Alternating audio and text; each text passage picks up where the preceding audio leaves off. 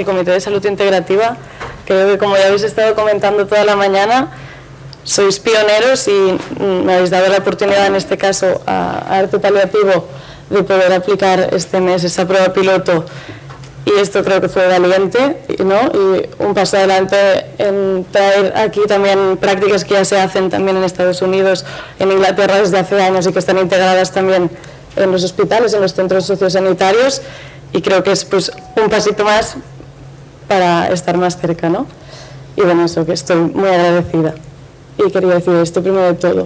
Después, pues,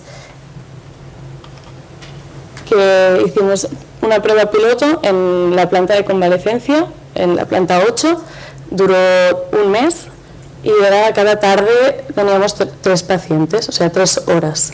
En total fueron 10 pacientes, hicimos más de una sesión con cada paciente, dependiendo del paciente fueron más de 2, de 3, era depende de cuándo les daban el alta.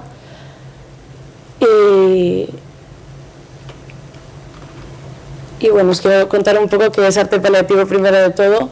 Arte Paliativo nació de mi proyecto final de grado en Educación Social.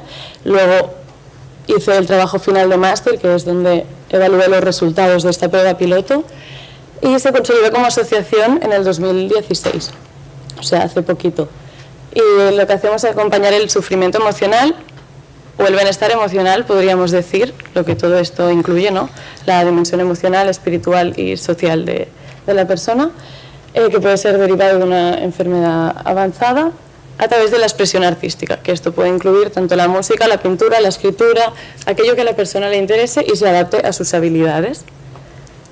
Cuidamos sobre todo mucho la relación del profesional con el paciente, ¿no? Sobre todo pues porque en estos casos puede haber preguntas muy delicadas que hay que saber cómo contestar, y en este caso por eso yo me vi en la necesidad de cursar el máster en counseling para tener más herramientas, pues por si nos preguntaban, oye, ¿me voy a morir? Que es una pregunta que a veces surge, ¿no? Pues saber cómo contestar y no hacer no, tranquilo, pero si estás muy bien, que a veces no desde la angustia de como profesional y ahora que digo, nos puede salir. ¿Cómo, cuándo y dónde? Hacemos talleres grupales de 2 horas y en concreto en la prueba piloto hicimos sesiones individuales de 60 minutos, adaptadas a los intereses y habilidades. ¿Por qué 60 minutos? A ver, era un poco flexible, pero porque también pueden cansarse, entonces creemos que hay que poner un tope para tampoco... Y bueno, como asociación lo hacemos en hospitales y también a domicilio, tenemos sesiones privadas, y en este caso se hizo en la planta 8 de convalecencia. Vale, os quería contar un poco la historia, ¿no? Para que entendierais qué hago pues yo aquí, y además que vengo de la educación social, que puede ser, ¿no? Pues ya una integración, ¿no? Dentro de unas jornadas más hospitalarias, más médicas. Yo me empecé a interesar por las terapias alternativas, por decirlo de alguna manera, porque mi hermana tiene una enfermedad rara. Esto lo voy a explicar como yo lo sé, no como términos médicos, pero como me lo han explicado a mí. Ella no tiene un diagnóstico concreto, entonces se le considera enfermedad rara. Sí que puede ser que fuera en el momento del parto, pero no se sabe exactamente. Entonces, yo he dormido con ella toda la vida y ella tenía ataques de pánicos cada día. Ay, sí, perdón. Que potser no es veu bé, oi? Ah, perfecto. Entonces ella tenía ataques de pánico cada noche, ¿no? Y yo dormía con ella y para mí eso pues era muy angustiante para mí y para toda mi familia. Y bueno, lo llevaron a muchos médicos, pero claro, a veces pues no se puede saber de dónde proviene, ¿no? Este ataque de pánico que podía ser dado pues, por angustia o por temas más emocionales. Mis padres decidieron probar la musicoterapia y probaron el método Auris Tomatis, que es como, bueno, como simular si estuviera en el vientre materno, ¿no? Entonces, pues es música gregoriana, se le ponen unos cascos, en una cama de agua muy sensorial, e hicieron varias sesiones. Pues a partir de ahí mi hermana dejó de tener ataques de pánico por las noches, ¿no? Y fue como un gran descanso para todos. Y claro, ahí pues yo me empecé a interesar realmente porque emocionalmente se puede, ¿no?, cuidar esta parte y entonces pues tener una mejor calidad de vida. Voy a coger agua porque me estoy quedando casi.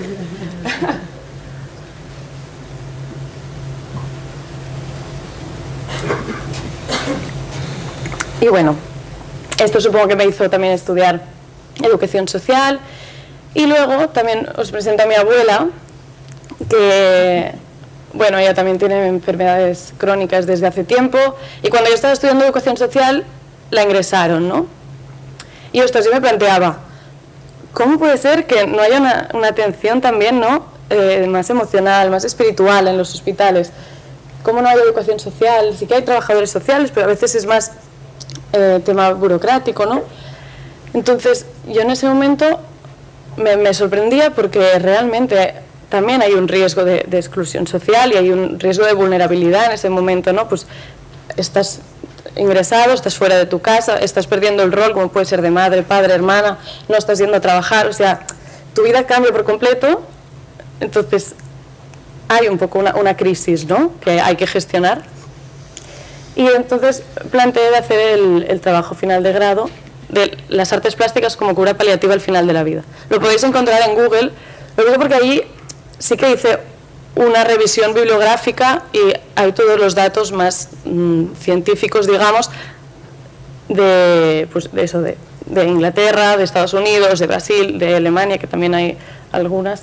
Entonces, por si os interesa y lo queréis mirar con más profundidad.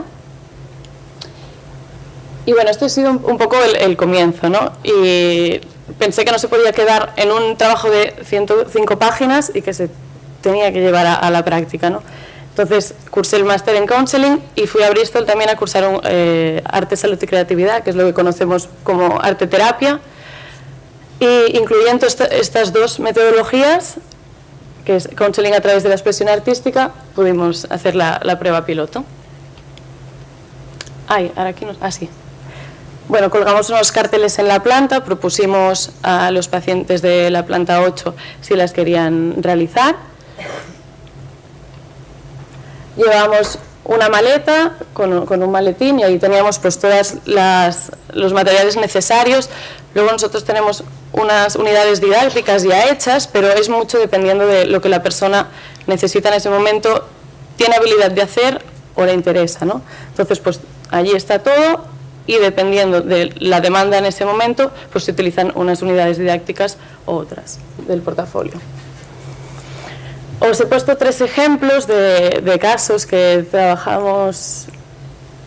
Bueno, claro, había muchas sesiones, hay muchísimos. He escogido estos porque son un poco diferentes, porque uno es con música, el otro escritura y el otro fue con mandalas. Empezaré por el de escritura, que es muy curioso porque la mujer el primer día me dijo, uy, yo de pintura nada, yo... No, es que a mí esto de pintar, yo, bueno, no pasa nada, si al final aquí lo que no es la obra que queda, sino el proceso, ¿no? Y el poder acompañar, el poder escuchar activamente, el poder estar allí. Y entonces empezamos con algo que sí que le gustaba, que era escribir. Y para conocernos el primer día, porque la primera sesión siempre es para crear más un vínculo, ¿no?, y para conocer a otra persona, escribió su nombre en vertical. Y de cada letra era algo que la definiera, ¿no? Intentábamos que fueran cosas positivas, porque cuestan más de veces buscar, pero al final las acabamos encontrando. Entonces, pues claro, ella aquí ya la pude conocer mucho, ella también se abrió, me contó cosas, habían buenas, habían no tan buenas, pero todo se aceptaba. Al final también es eso, ¿no? Que si alguna cosa triste aparece, se pueda acoger, se pueda validar, se pueda acompañar, ¿no? Que esto es un poco lo que dice el counseling. Luego en la segunda sesión ya le propuse si tenía algún recuerdo, algún momento feliz en el que quisiera trabajar. Y bueno, era feliz porque era el bautizo de su nieta, ¿no? Entonces ella tenía una sensación mucho de soledad y recordar eso pues realmente le producía mucha felicidad. Entonces hicimos como una invitación al bautizo de su nieta. Y de hecho, ya que no quería dibujar, ya le hizo algunas decoraciones, que ya parecía que se empezaba a animar. Y luego ya en la tercera, esta no la he puesto, pero ella misma hizo un mandala, o sea que al final sí que pintó Y de hecho se lo enseñó a todas las compañeras de la planta, diciendo, mira, me voy a casa, porque además ya le daban de alta, pero al final sigue pintado, ¿no? Que decía al principio, no, no. Después hay otro que también, la verdad es que fue con el que más sesiones hicimos, porque pudimos hacer hasta 5, y fueron sobre todo de música. A él le conectaba mucho en su vida, había estado muy presente la música, entonces le propuse, el primer día llegué a la habitación, de hecho, y estaba como muy decaído. Él decía, estoy flojito, no, ya no soy lo que era, es esa sensación también de que era otra persona y ya no soy. Y hicimos una línea cronológica de las canciones de su vida y fuimos escuchando, era musicoterapia pasiva, pero él sí que nos iba contando pues qué le producía de cada canción, ¿no? Pues momentos felices, anécdotas no tan bonitas, y todo pues se aceptaba, validaba y se acompañaba. Más adelante escribimos una canción de su vida. Eran, bueno, pues la verdad es que él la escribió, yo solo era la facilitadora, porque yo le dije un día, bueno, ves pensando para las semanas que viene un párrafo de tu canción. Bueno, pues llegué y tenía 2 páginas de canción. Entonces, y era casi toda su vida condensada en una canción. La grabamos un CD con todas las canciones, dejamos la portada en blanco porque él quería que sus nietas pusieran ¿no? y diseñaran ellas la portada. Entonces con él, como fueron 5 sesiones, fue un proceso que además se pudo cerrar, ¿no? Y se pudo quedar en un CD que luego podía escuchar pues en casa o no, pero lo podía escuchar pues sus nietas, que es lo que quería él, ¿no? Y luego también he puesto el de mandalas porque fue muy potente. Era una señora que tenía un Alzheimer muy avanzado y además no tenía contexto familiar, habían fallecido sus hermanas, su madre, bueno, ¿no? Y ella se angustiaba mucho cuando se daba cuenta que estaba desorientada.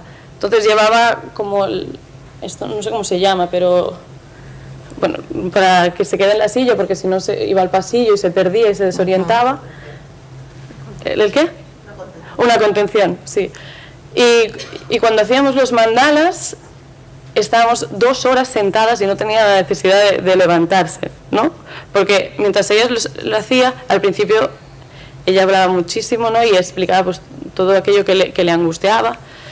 Entonces, sobre todo en casos de Alzheimer, es validar mucho las historias, ¿no? Para no crearle en ese momento tampoco más angustia, y escuchar activamente.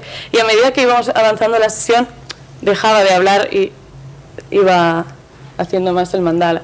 Además es algo que recuerda, porque es algo que hacía en la infancia, coger un lápiz. Era algo en la que se sentía como segura y se sentía que podía hacerlo, entonces era un poco de empoderamiento en ese sentido también. Sobre todo, uno de los objetivos que tenemos es que cuando estás en el hospital y pasas todo el día en el hospital, igual no has podido tomar ni una pequeña decisión, ¿no? Porque, bueno, no escoges qué vas a comer, no escoges a qué hora vas a hacer qué. Entonces, poder escoger con qué color vas a pintar o poder escoger con qué cartulina te identificas, decidir qué es lo que quieres pintar o lo que no. Estas pequeñas decisiones son muy importantes. Entonces, es dar peso a eso, ¿no? Pues a la autonomía, al empoderamiento, al refuerzo positivo. Ay, perdón, me estoy enrollando mucho, lo siento. Pero ya acabo, ¿eh? Entonces, pasamos unos cuestionarios de satisfacción al final de las sesiones. He puesto los resultados condensados. Ay, no se ve muy bien, a ver. Pero bueno, de todas las preguntas, que en estas preguntas lo que había sobre todo era indicadores de si se había aplicado el counseling o no, o sea, diferentes técnicas, pues la escucha activa, si te has sentido comprendido, si te has sentido que ha personalizado en algún problema, que si, bueno, varios indicadores. Entonces hay un 74% que respondieron las preguntas que mucho, un 22% que bastante y un 4% que normal. Así que hubo o sea, de estos 10 pacientes contestaron 7, porque a los otros les dieron de alta antes de que pudiésemos pasar el cuestionario, y también lo pasamos a 5 familiares, a 3 familiares, perdón, entonces, por eso. Luego, próximos pasos, lo que queremos hacer es hacer una prueba piloto, pero de talleres grupales, una vez por semana, porque también los individuales tienen unos beneficios, los grupales otros, ¿no? Porque se puede compartir la experiencia con otras personas y como empoderarse entre ellos. Y nosotros como más facilitadoras. Mi compañera Neus también haría los talleres grupales, es arte terapeuta y artista. Y bueno, esto está por concretar aún, no sabemos la fecha, pero bueno, estamos ya preparando todo para a ver si podemos empezar. La asociación recibe pues pequeñas subvenciones del ayuntamiento, también de obras sociales, ¿no? Que ayudan también pues a pagar este material, a pagar los profesionales que llevan las sesiones. Y nada, muchas gracias. Si os queda alguna duda podéis enviarme un mail o podéis verlo en la página web, que también ahí está más desarrollado. Gracias.